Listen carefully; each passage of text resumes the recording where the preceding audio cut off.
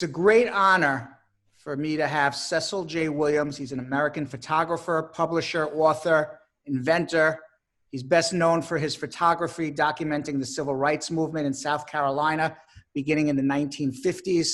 Cecil is now 82 years young, and over the course of his lifetime, he has taken over 600,000 photos. In the summer of 2019, he opened the Cecil Williams Civil Rights Museum and Institute for Social Innovation to house hundreds of images and artifacts from the civil rights movement. Now, Cecil joins me today to discuss his experience growing up Black in the South, his career covering the civil rights movement, and his thoughts on the state of race relations in America today and the protests that are going on. Welcome, Cecil. As I said, it is an honor to have you on our show. I really appreciate your time. Thank you for coming. You were photographing for Jet Magazine when you were 14 years old. How did they find out about you? Well, Jet Magazine came into Orangeburg, South Carolina because of what was happening here among the people that was very unusual. We had started the strategy of boycott merchants that put pressure on African American here. And that was our means of, again, striking out and beginning to become confrontational with the system. My parents had endured the system through accommodation, but I was beginning to become a part of that generation where we actually confronted the system and were beginning to be engaged in marching and demonstrating. And of course, when Jet found that we were using this kind of strategy in Orangeburg, they decided that they needed someone continuously on the ground in Orangeburg, and I became one of the about 20 correspondents beginning at 14 years old. One of your photographs made the cover of Jet Magazine. When was that, and what was that photograph? In working for Jet, probably around 15 or 20 years, I only made one cover. It was always something that those correspondents who worked for Jet wanted to do. It was always, our eyes were on the prize of making the front cover. That's like your Super Bowl trophy. For me, it did not happen until 1969. And this was a year after the death of the Reverend Martin Luther King.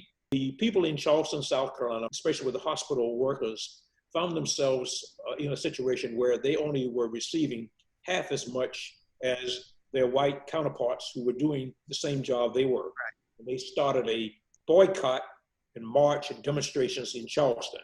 And Mrs. King, Andrew Young, and many other civil rights leaders at that time came to Charleston to engage in that. And my picture of Mrs. King on the front cover of Jet, wearing the hat of the local union that supported the Black workers who really wanted to make the same wages as everyone else because they did the same job. There's also an iconic photograph of you when you were 19 years old, drinking from a whites-only water fountain. What is the story behind this photograph, and who took it? A friend of mine and I went to the coast of South Carolina where there was going to be a test of the segregated facilities and also places like even the Atlantic Ocean. And they prohibited African Americans from either going to the beach front.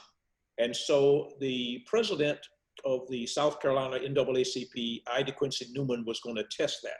And my friend and I, Rendell Harper, we went to photograph that. On the way back, we got thirsty and we stopped at a filling station. And I took a picture of him drinking out of the white-only water fountain.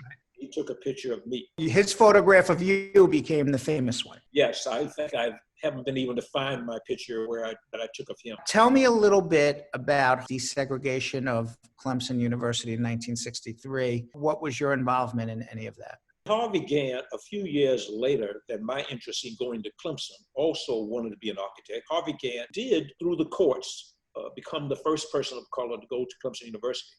And it was my great pleasure, again, not being able to go to Clemson, but then one of the three African Americans on the campus of Clemson University, at the time, he became the first person of color to integrate a school of higher education in South Carolina. South Carolina handled the integration of Harvey Gantt with dignity. However, it was done in a very tight security because in Mississippi and Alabama, there were all kinds of protests going on. Yeah. Mississippi's famous for not welcoming Black students, I think, into their schools. Right. Harvey Gantt handled it. Of course, I was there early that morning. I remember a very cold morning when he arrived on the campus. And then I had to take my photographs or my film and then rush off to Jet Magazine. And then it resulted in a 7-page story on Harvey Gantt. You also covered the 1968 Orangeburg Massacre. That's your hometown. What happened there? So in 1968, 3 years after Congress has passed laws that allow people of color to really go where they wanted to. Bowling alleys of America were open, but not in Orangeburg, South Carolina in 1968. It was a bit of resistance. Students at South Carolina State University in Claflin and Wilkinson High School wanted to change that. And an event occurred that is now referred to as the Orangeburg Massacre, where 3 students were killed by law enforcement in the attempt, again, to integrate a bowling alley. Again, just like it is today, erupting all over this country. 9 highway patrolmen at about 9:30 on the evening of February the 8th loaded their shotguns with double-aught shotgun shells and marched into a crowd of 250 students and began firing for 9 or 10 seconds, wounding 37 and killing 3. This story is not as well known as that of Kent State, which also had similar protests where students were killed. But Kent State is better known, and it is, again, part of history. But the Orangeburg Massacre is not known quite as well as, again, events like that. Why do you think that is? Sometimes there were actually news blackouts where things happening in Orangeburg were just not really reported. My picture on the front cover of the New York Times, where 388 students were arrested. We made that national spotlight, but again, just fell back out of being nationally recognized as a place where there were, countless numbers of demonstrations and unrest due to, again, the segregation and the rigidation of the Deep South. What was it like being arrested for a civil rights violation? Actually, I was not arrested in the situation where I took the pictures. I was arrested earlier in 1961 and 62. Again, protests in downtown Orangeburg, South Carolina, and the police authorities arrested me first, took my camera away from me, took the film out, threw my camera in the back trunk of their car, and then took me to jail. Did you get hurt? No, I was not hurt. They treated me okay. The minute I got in jail, I borrowed a dime, which was the cost of a telephone call at that time. And I called the Associated Press because I had contacts there, and I explained to them that, hey, I can't take any pictures for you because I'm in jail. They saw no difference between me being a protester and me being a photographer.